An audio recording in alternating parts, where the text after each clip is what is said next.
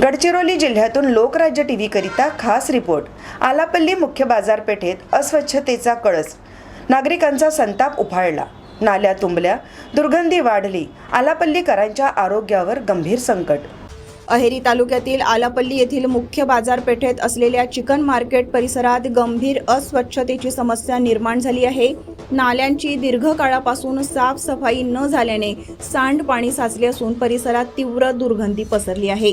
ग्रामपंचायतीच्या दुर्लक्षामुळे नागरिकांमध्ये तीव्र नाराजी व्यक्त होत आहे।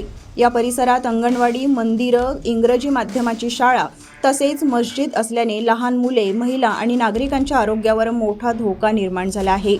चिकन मार्केटमधील कचरा, रक्ताचे अवशेष आणि सांडपाण्यामुळे परिसरात घाणीचे साम्राज्य पसरले असून दुर्गंधीमुळे नागरिकांना बाजारात वावर करणेही कठीण झाले आहे।